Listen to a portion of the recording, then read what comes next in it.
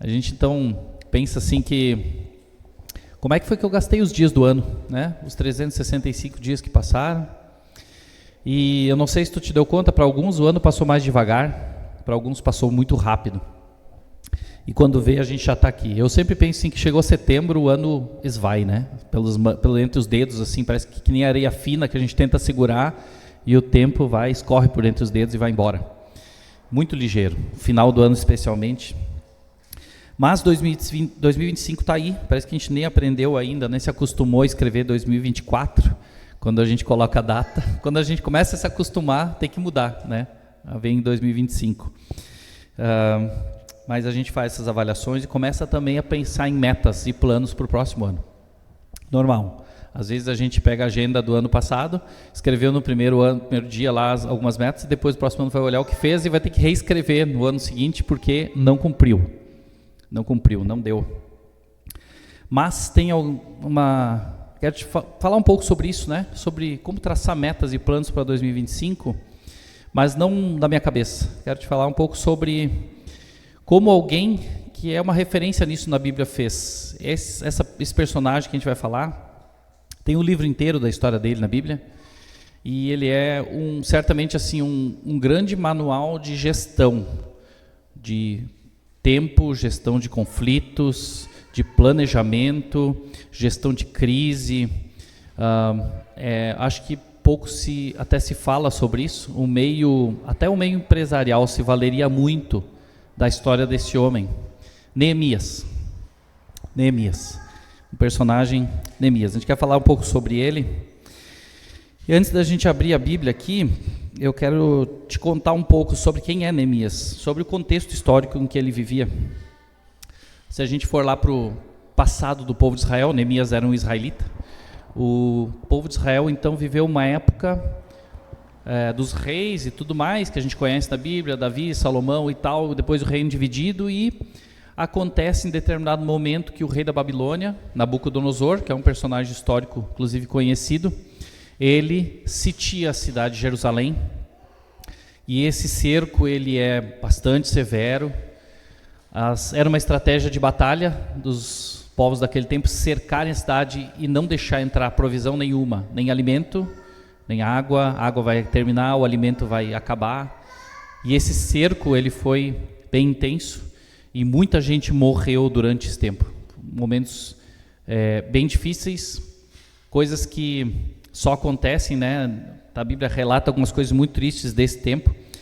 E depois desse cerco, então, que arrasou com a cidade já de modo, com o povo, né, com as vidas, os babilônicos então invadem a cidade, destroem a cidade, matam muitas pessoas, destroem tudo. Os muros, que eram as proteções da cidade, a fortaleza que mostrava a pujança da cidade, destroem o templo, saqueiam e destroem o templo, e os sobreviventes do povo são levados para a Babilônia como cativos, como escravos.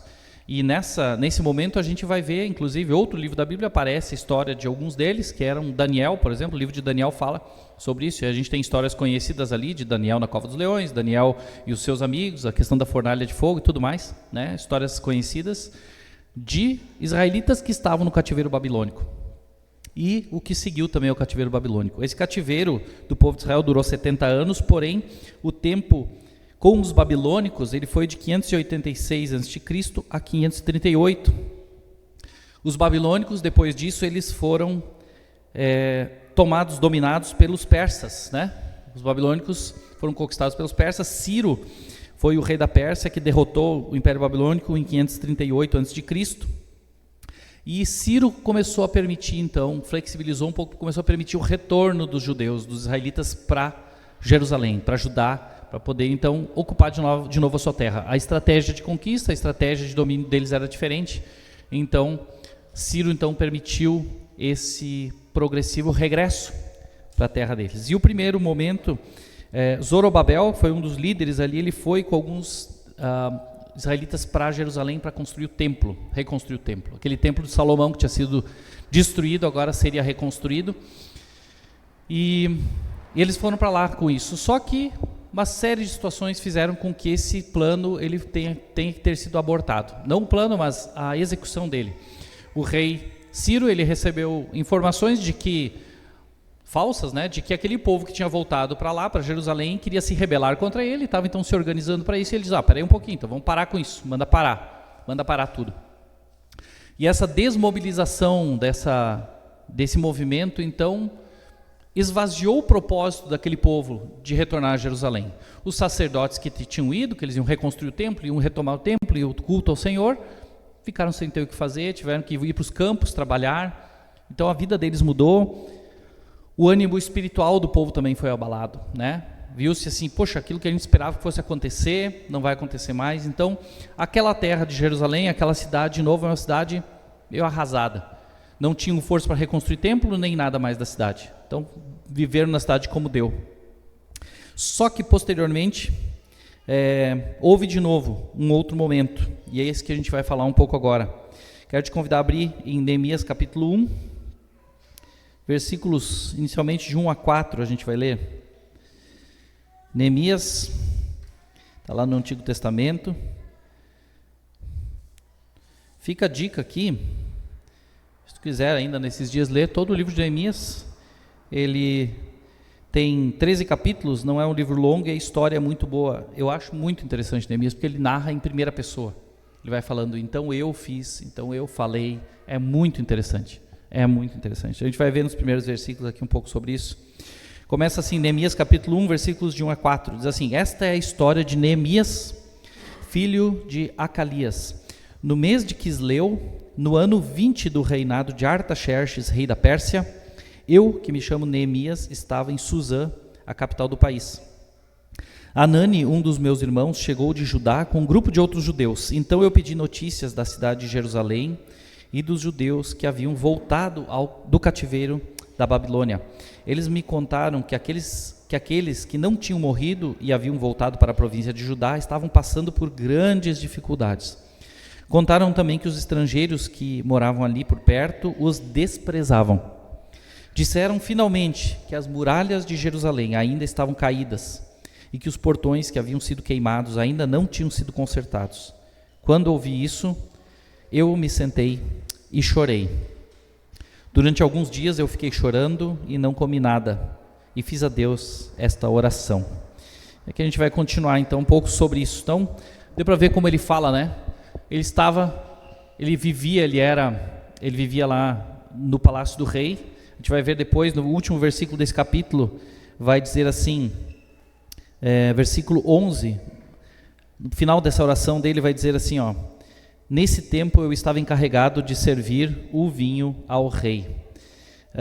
Li aqui na versão, na NTLH, né, nova tradução na linguagem de hoje, que é mais acessível.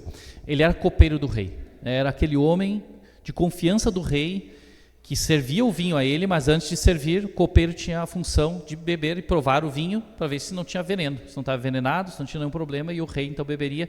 Se o copeiro morresse, o rei então saberia que o vinho estava envenenado. Então era uma situação de extrema confiança. Era alguém que estava sempre na presença do rei. Neemias então vivia na corte, vivia ali no palácio. Ele era um israelita nascido no cativeiro babilônico. O cativeiro, então, como a gente falou, levou 70 anos e Neemias tinha nascido nesse tempo do cativeiro. Ele não conhecia a glória anterior de Jerusalém, ele não tinha vivido lá, ele não tinha vivido naquele lugar, ele não sabia nada daquela história. Ele estava numa situação aparentemente confortável, acostumado, cresceu naquele meio e vivia agora numa situação boa, no palácio, perto do rei. Ali com o rei Artaxerxes, né? E ele estava no palácio de Suzã, que é a capital, mas ali que diz que é uma residência de verão do rei. E essa história que mais ou menos acontece no ano 446 a.C. Lembra que o cativeiro babilônico, ele termina em 538 a.C. Então já passou um bom tempo ali, né, desse cativeiro. Já tinha passado, ele morava lá na Pérsia, lá no palácio do rei, um bom tempo depois de tudo isso ter acontecido. Mas ele recebe então informação do seu irmão, contando a situação desoladora dos moradores de Jerusalém, de como estava a situação da cidade e do povo. E isso comoveu ele. Diz que ele sentou e chorou, né? Sentou e chorou, diz ali, e alguns dias ele chorou e não comeu nada. Por que essa situação que não tinha a ver diretamente com ele, mexeu com ele tanto. Ele poderia ter, como um copeiro do rei, né, dito assim, eu estou numa situação boa aqui, eu estou bem, meus compatriotas lá não estão tão bem, mas eu estou bem aqui, eu vou cuidar da minha vida, né? Eu vou manter meu trabalho, eu ando bem com o rei aqui, eu vivo no meio da nobreza, o rei confia em mim, posso deixar esse assunto para lá, posso não me envolver, não é problema direto meu. E o que eu, como um copeiro do rei, posso fazer diante disso? Essa forma de olhar é uma forma de olhar bem cômoda, né? E é uma crença limitante, dizer assim, eu sou o copeiro do rei, o que um copeiro pode fazer? Mas olha qual foi a atitude de Neemias. Ele não pensou que isso seria muito caro para ele, né? Primeiros envolvimentos de Neemias aqui, ele não ficou indiferente. A primeira coisa que ele fez, ele se envolveu emocionalmente, ele ficou inconformado com aquela situação. Ele se colocou no lugar de quem estava lá e pensou, puxa, que ruim aquilo, né? Que vida é essa que eles estão levando? Eu estou aqui numa outra condição e eles estão lá vivendo aquela condição. Como é que pode ser isso? Isso não está certo. Inconformismo. E a tristeza por saber que, meu irmão veio me trazer essa informação, são irmãos meus que moram lá, compatriotas meus, do meu povo, estão vivendo essa condição. Inconformismo e tristeza, emocionalmente ele se envolveu. Segundo, o envolvimento dele foi espiritual. Ele orou. Diz ali que ele chorou e não comeu nada, mas depois vai dizer que ele orou. E a gente não leu a oração dele, mas a oração dele vale a pena ler, a gente não vai ler toda por falta de questão de tempo mesmo, senão a gente vai entrar em cada detalhe e não vai dar tempo para isso. Mas ele ora e ele se coloca diante de Deus, pedindo pelos pecados do povo, colocando que ele mesmo faz parte disso, que eles estão naquela situação porque eles se rebelaram, estão naquela situação triste porque eles reconhecem o que aconteceu no passado e que aquele tempo todo foi um tratamento de Deus, mas ele pede que Deus intervenha. Ele se coloca nessa condição, ele ora e jejua. Mas ele não só faz isso, ele não para aqui, ele não fica só emocionalmente envolvido, se entristecendo ou ficando inconformado, e não só ora e jejua, mas ele se envolve também fisicamente. A mente dele, ele se interessa, ele pensa a respeito, e ele pensa, puxa, o que a gente pode fazer? O que eu posso fazer sobre isso? Como é que eu posso agir nesse sentido? Como eu posso fazer algo? Como eu posso não ficar indiferente ou não ficar aqui só no meu cantinho? Como eu posso me envolver com essa situação? O texto vai dizer depois que ele não falou aqui, ele diz assim que ele não falou nada para ninguém. Isso está no capítulo 2.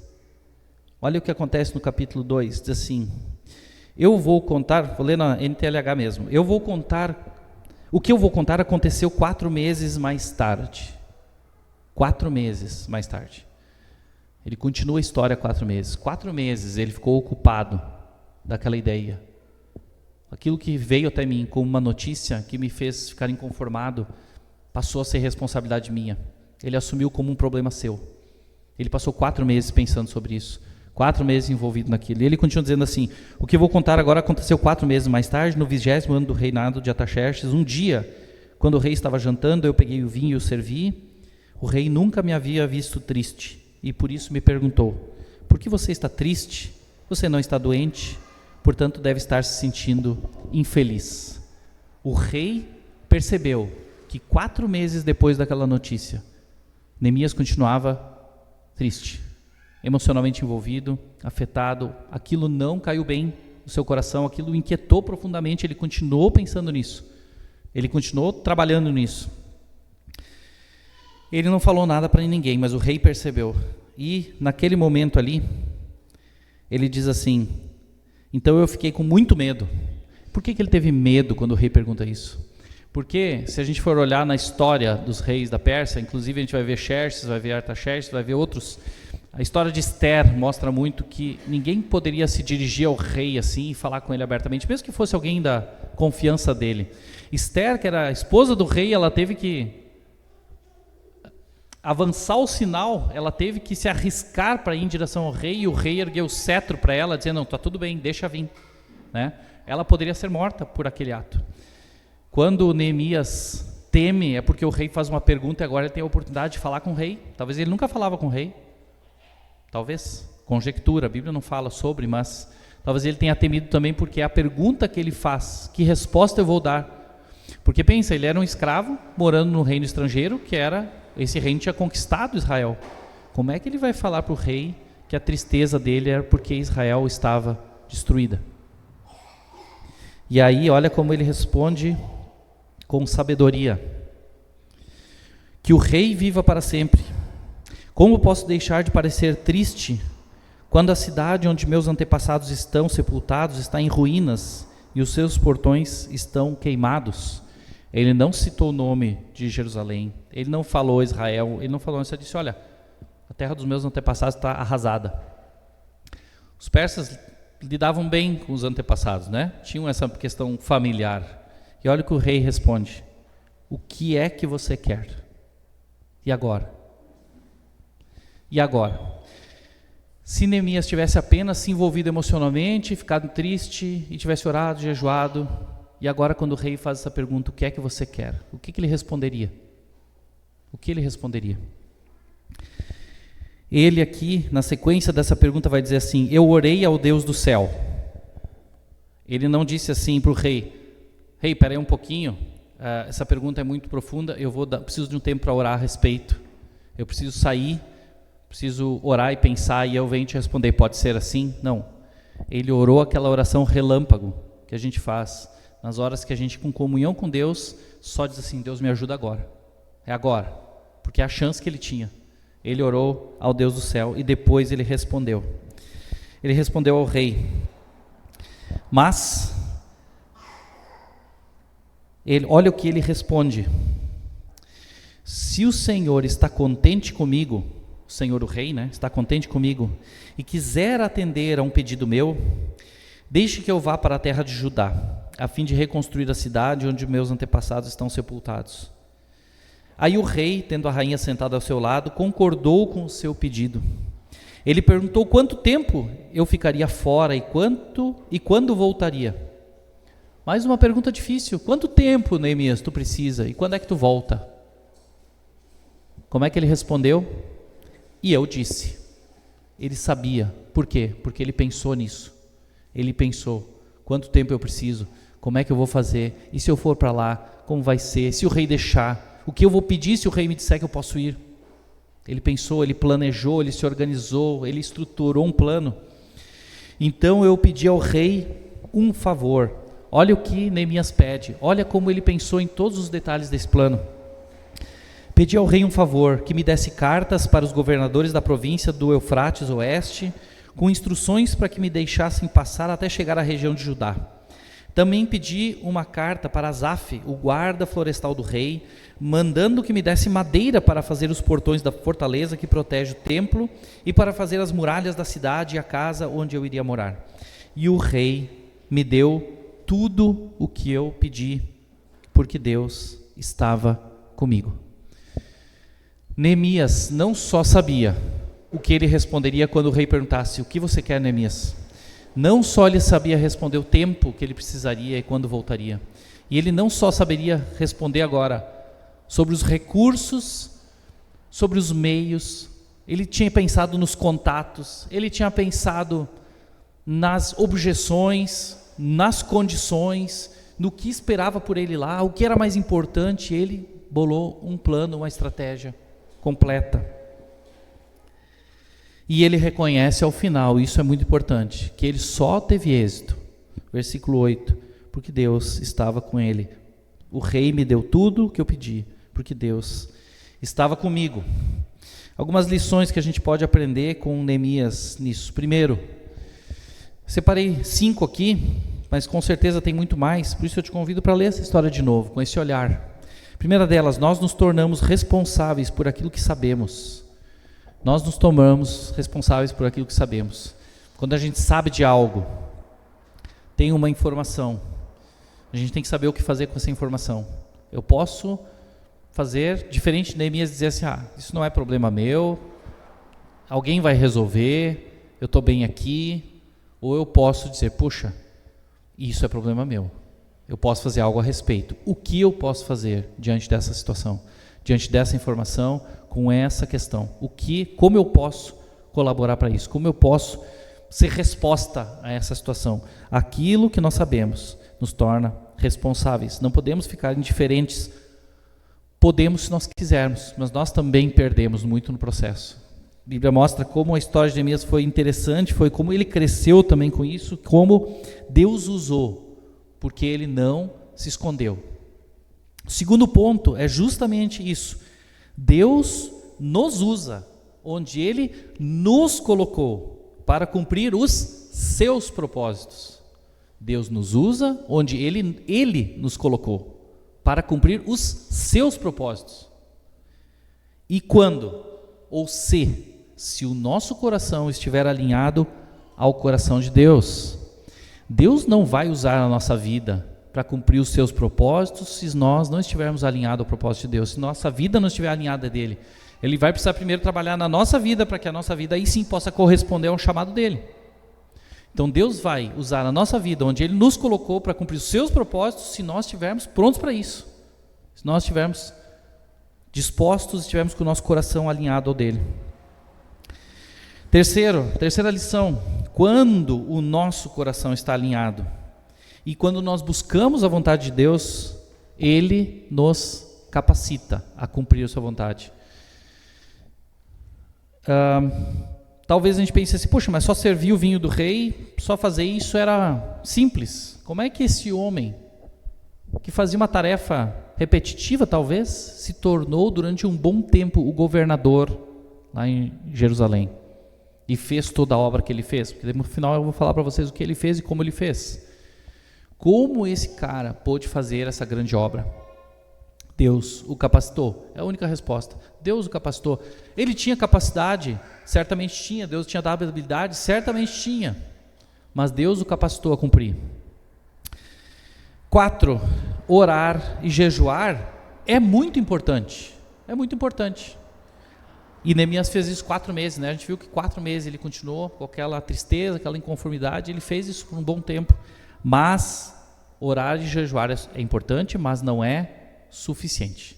Não é o suficiente. Quando nós só oramos e jejuamos, a gente está deixando Deus faz, Deus faz, Deus age. A gente pode fazer isso, deve fazer isso. Mas Deus também procura pessoas que se voluntariem e digam, eu estou aqui, Deus me usa. O que eu posso fazer, Deus, nessa situação? Como eu posso ser uma resposta a essa questão? Oração sem ação, sem fazer nada, é misticismo. É misticismo. Deus intervém sobrenaturalmente, sim, mas eu posso me voluntariar. Eu devo ser os braços de Deus nessa terra. Deus pode usar a nossa vida. Deus quer usar, Deus usa pessoas. E a gente deve fazer isso, deve estar disposto a Deus nos usar. Com as nossas habilidades, com as nossas capacidades e com aquelas que Ele vai nos dar, com os dons que Ele nos deu. Nós podemos ser resposta e fazer parte daquilo que Deus quer fazer. Primeiro, então, nos tornamos responsáveis por o que sabemos. Deus nos usa onde nos colocou para cumprir os seus propósitos, se o nosso coração estiver alinhado ao dele. Quando estamos assim, com o coração alinhado e buscamos a vontade de Deus, Ele nos capacita. 4, orar e jejuar é muito importante, mas não é o suficiente. E 5, Deus pode usar os planos que fazemos. Deus pode usar os planos que fazemos para cumprir a sua vontade. E Deus pode usar esses planos cumprindo eles ou frustrando eles. Mas nós não podemos deixar de planejar. Deixar de planejar é planejar o erro, planejar o fracasso. Precisamos planejar. Deixar de planejar é planejar ser fracassado. Deus pode usar os planos? Pode. Deus nos capacita a planejar? Sim, Deus nos capacita a planejar. Primeiras coisas em relação ao plano, já que esse é o foco, né, para o próximo ano, sobre planos. Não planeje sem orar. Não planeje sem orar, sem submeter os seus planos ao filtro de Deus. Tem coisas que a Bíblia é muito clara em dizer que são vontade de Deus, são propósito de Deus. E tem coisas que a Bíblia já descarta como propósito e vontade de Deus. Então, se não está lá, se não está na Bíblia que é vontade de Deus, ou se a Bíblia claramente mostra que não é vontade dele, não adianta planejar, é um plano frustrado. Mas há coisas que a Bíblia diz que é projeto de Deus, sim. Por exemplo, investir na sua família é um projeto de Deus? É. Então planeje coisas para investir na sua família. Tempo com Deus, tempo com a família, planeja isso. Por exemplo, não é plano de Deus que a gente seja avarento, que a gente viva acumulando riquezas. Então não planeja ficar acumulando riquezas. Isso não é plano de Deus. Deus vai frustrar esse plano. Agora, se teu propósito é prosperar para abençoar pessoas, isso é plano de Deus. Abençoar o reino de Deus, isso é propósito de Deus. Planeje. Tem coisas que Deus aprova já, a Bíblia diz. Tem coisas que Deus reprova já, e a Bíblia diz. Então consulta Deus e coloca os teus planos, passa teus planos pelos filtros dele. A palavra de Deus então é clara nisso. Outra, mantenha-se sensível a Deus e deixa que Ele conduza a execução dos planos. Tem coisas que a gente acha que é plano de Deus, ou a gente planeja, e a gente começa a colocar em prática, só que daí Deus fecha a porta. Deus coloca um obstáculo. Deus conduz de outra maneira. Quando eu ando alinhado, meu coração está alinhado com Deus, eu busco a vontade de Deus, eu vou perceber a condução de Deus nessas coisas. Preciso poder discernir. Deus abre e Deus fecha portas. Aqui no caso de Neemias, Deus abriu. Deus abriu porque a pergunta foi: Neemias, o que tu quer? O que tu precisa? Uma porta aberta. Quando é que o rei ia perguntar para o copeiro: o que tu precisa, Neemias? Deus abriu uma porta. E Deus não fechou, porque na frente ele pediu um monte de coisas. Até talvez ele tivesse vergonha de pedir tudo que ele pediu. Ficou constrangido, mas já que ele me deu a chance, eu peço. Não, eu já tenho. E ele disse sim. A porta não fechou. Deus abre e Deus fecha portas. Neemias esperou 4 meses para que o rei lhe desse uma oportunidade. Quando isso aconteceu, ele estava preparado para responder. Ele tinha um plano, ele sabia o tempo, ele sabia os recursos, ele conhecia as ameaças, conhecia tudo que cercava aquele ambiente. E ele se preparou para que quando tivesse uma resposta positiva, porque ele teve fé nisso também, talvez se ele pensasse no começo assim: nem adianta pensar nisso, não vou ter chance, sou só copeiro, uma crença limitante, ele não tivesse feito nada. Mas ele teve fé que ele poderia participar dessa resposta. E mesmo com tantas exigências, o rei concedeu. Deus estava com Neemias. Sabe qual foi o resultado da determinação, da fé e da coragem de Neemias? Está lá em Neemias capítulo 6, te convido a ir para lá. Neemias capítulo 6, versículo 15 e 16. O livro todo conta muitas coisas que Neemias fez, mas essa aqui é muito importante. Diz assim o texto lá, Neemias 6, versículo 15: as muralhas foram terminadas no dia 25 do mês de Elul, depois de 52 dias de trabalho. Quem conhece, os historiadores mesmo dizem que as muralhas, a forma como eram as muralhas e o estado que elas estavam, porque não sobrou pedra sobre pedra, terminar esse trabalho em 52 dias foi um feito sobrenatural. Foi algo impensável. Neemias mobilizou os moradores de Jerusalém para a reconstrução da muralha. Ele não levou um exército de construtores de Judá. Ele levantou os recursos, mas ele mobilizou os moradores. Teve momentos ali, naquela construção, se tu lê o livro, que as pessoas trabalhavam com uma mão, assentando pedras e tijolos, e com a outra mão empunhavam a espada, porque os inimigos estavam ao redor, e a todo momento eles esperavam um ataque. Na noite, alguns dormiam e outros trabalhavam. Alguém estava de vigia a cada distância dos portões e para avisar se os inimigos se movimentavam. Então imagina um ambiente desses, de terror, de temor, de ameaça, fora os ambientes que os personagens que contam a história também, Sambalate e mais um outro ali, que sabotavam o plano dele, entravam em contato: eu vou falar para o rei que vocês estão se rebelando, vou falar para o rei que vocês estão se organizando para se livrar da Pérsia. Vem até aqui para conversar comigo, a gente precisa fazer um acordo. E Neemias, em determinado momento, diz: eu estou envolvido numa obra muito importante e eu não posso parar o que estou fazendo.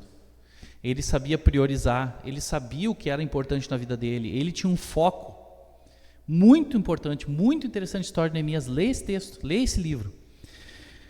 Neemias não deu ouvidos, né, a tudo isso. Ele não deu ouvidos à fofoca, à sabotagem, ele não deu ouvidos às ameaças, ele não deu ouvido a intrigas, ele não se deixou levar pela traição, ele não se envolveu emocionalmente com as mentiras, ele cuidou do seu caráter e da sua obra, porque Deus cuidaria do restante.